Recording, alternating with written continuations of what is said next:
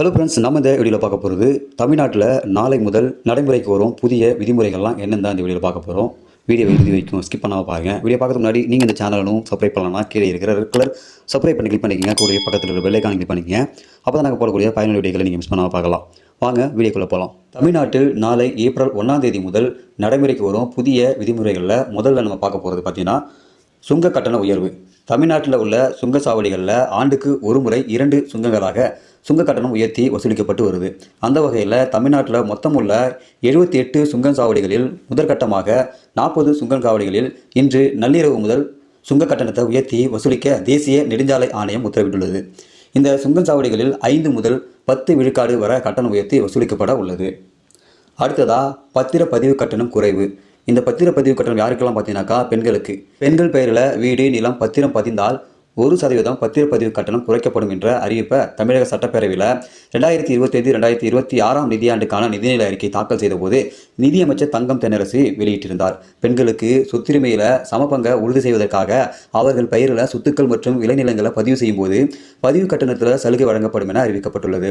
குறிப்பாக 10 லட்சம் ரூபாய் வரையிலான வீடு அல்லது நிலத்தை பெண்கள் பெயரில் பதிவு செய்தால் பதிவு கட்டணத்தில் 1% குறைக்கப்படும் எனவும் தெரிவிக்கப்பட்டுள்ளது. இந்த நடைமுறையானது ஏப்ரல் 1ஆம் தேதி முதல் அமலுக்கு வரும் என்ற நிதிநிலை அறிக்கையில் தாக்கல் செய்யும் போது அமைச்சர் தங்கம் தென்னரசு தெரிவித்திருந்தார்.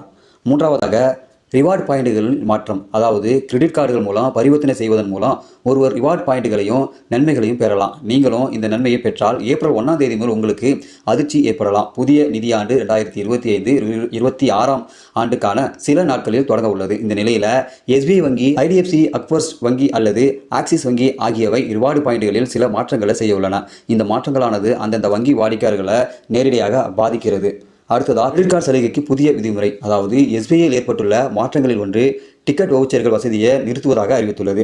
அடிக்கடி பயணிப்பவர்களுக்கு உதவியாக இருந்த அதன் இணை பிராண்ட் விஸ்டா கிரெடிட் கார்டுகளுக்கு தொடர்புடைய மைல்ஸ்டோன் நன்மைகளை வங்கி நிறுத்த உள்ளதாக தகவல் வெளியாகியுள்ளது. இந்த வெகுமதிகளை நம்பியுள்ள வாடிக்கையாளர்கள் இதனால் தங்கள் கிரெடிட் கார்டு உபயோகத்தை மறுமதிப்பீடு செய்ய வேண்டிய இருக்கும். ஆக்சிஸ் வங்கி தனது கிரெடிட் கார்டு சலுகைகளுக்கான புதிய விதிமுறைகளை ஏப்ரல் 18ஆம் தேதி முதல் அறிமுகப்படுத்துகிறது. மேலும் SBI, பஞ்சாப் நேஷனல் வங்கி மற்றும் கனரா வங்கி ஆகியவை சேமிப்பு கணக்குகளுக்கான இருப்பு தேவைகளை மாற்ற உள்ளன. இந்த தேவைகள் வங்கி கணக்கு வைத்திருப்பவர் கிராமப்புறங்கள் உள்ளவரா அல்லது நகர்ப்புறங்கள் உள்ளவரா என்பதை அடிப்படையில் மாறுபடும்.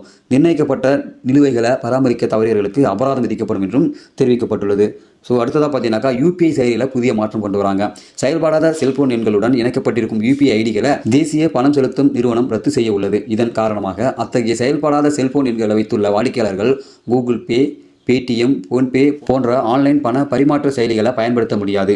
செல்போன் எண்களை மாற்றியும் அதை தங்களின் வங்கிக்கு தெரிவிக்காமல் இருப்பவர்கள், வேறு நபர்களுக்கு மாற்றப்பட்ட செய்தி போன்ற சேவைகளுக்கு பயன்படுத்தப்படாத செயல்படாத செல்போன் எண்கள் வைத்திருப்பவர்கள் ஆகியோரின் UPI ஐடிகள் நீக்கப்படும் அபாயம் உள்ளது. ஆகையால் அந்த அபாயத்தை தவிர்க்கும் வகையில் அவர்கள் வங்கி கணக்குடன் இணைக்கப்பட்ட செல்போன் எண்கள் செயல்படும் நிலையில் உள்ளதா என்பதை உறுதி செய்து கொள்ள வேண்டும். அடுத்ததாக சிலிண்டர் விலையில் மாற்றம். சர்வதேச சந்தையில் நிலவும் கச்சா எண்ணெய் விலைக்கு ஏற்ப சிலிண்டர் விலையை எண்ணெய் நிறுவனங்கள் நிர்ணயித்து வருகின்றன. அந்த வகையில் ஒவ்வொரு மாதமும் 1ஆம் தேதி எண்ணெய் நிறுவனங்கள் புதிய விலையை நிர்ணயித்து வருகிறது. அதன் அடிப்படையில் ஏப்ரல் 1ஆம் தேதி முதல் சிலிண்டர் விலையில் மாற்றம் ஏற்படலாம் என்றும் எதிர்பார்க்கப்படுது.